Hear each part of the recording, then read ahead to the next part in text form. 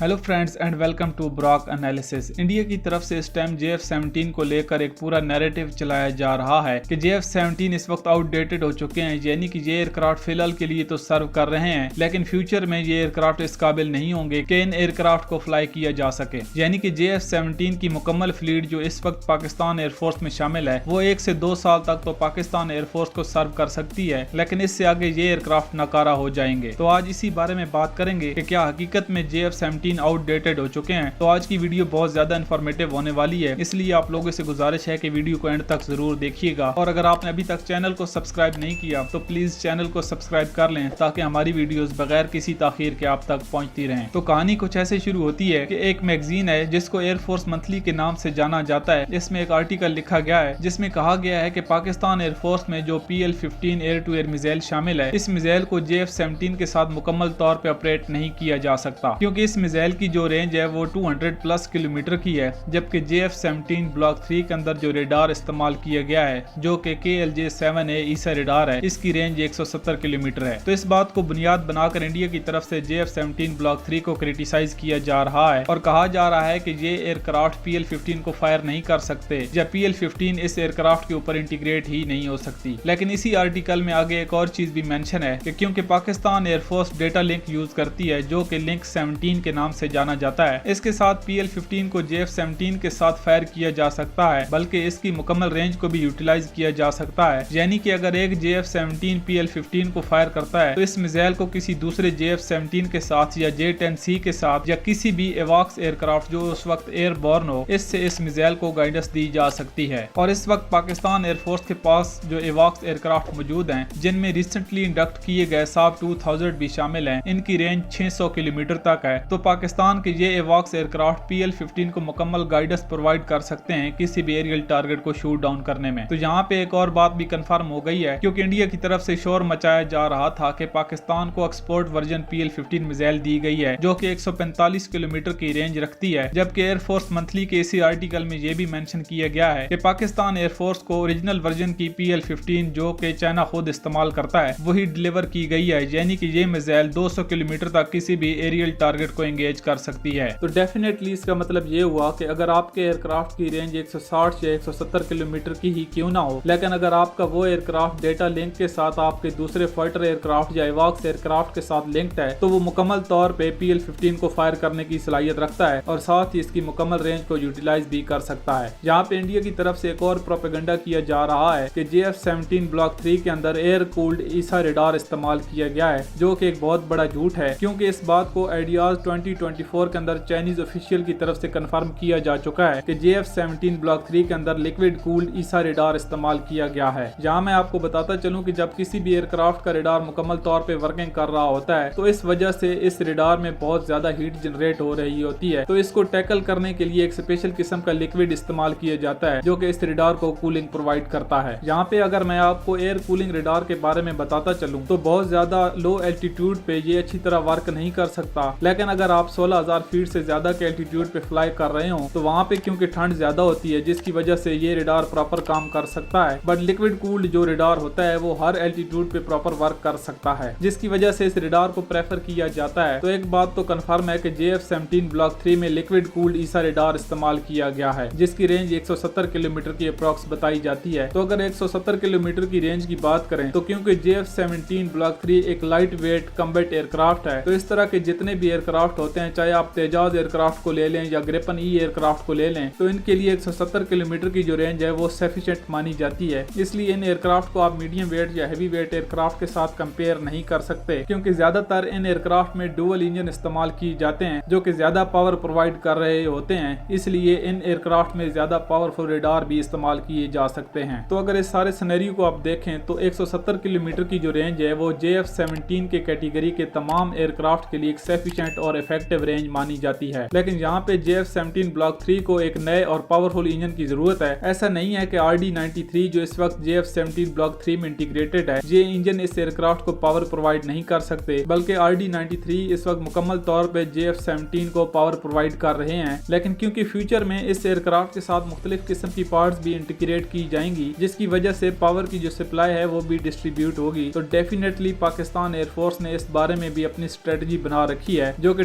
WS-10 Chinese version का जो engine है इसको फ्यूचर में इस एयरक्राफ्ट के साथ इंटीग्रेट किया जाएगा, लेकिन फिलहाल तक RD-93 के साथ इस एयरक्राफ्ट की जो परफॉर्मेंस है वो आउट क्लास है। तो यहाँ पे मैं अपने इंडियन फेलोज को सिर्फ इतना कहना चाहूंगा कि जब अपना घर कांच का हो तो दूसरों को पत्थर नहीं मारे जाते, क्योंकि इस वक्त दुनिया भर में आपका तेजाज एयरक्राफ्ट एक मजाक बन के रह गया है और पिछले 40 साल से ये एयरक्राफ्ट सिर्फ पेपर वर्क से डमी एयरक्राफ्ट पे ही कन्वर्ट हो सका है। तो लिहाजा अगर कुछ करने की हिम्मत नहीं है तो इसका मतलब ये नहीं है कि आप बुखलाहट में आकर कुछ भी कहते फिरें। तो फ्रेंड्स, आज के लिए इतना ही। उम्मीद करता हूँ यहाँ पे इन्फॉर्मेशन क्लियर रही होगी। मिलते हैं एक नई और दिलचस्प वीडियो के साथ, तब तक के लिए इजाजत दीजिए। पाकिस्तान जिंदाबाद।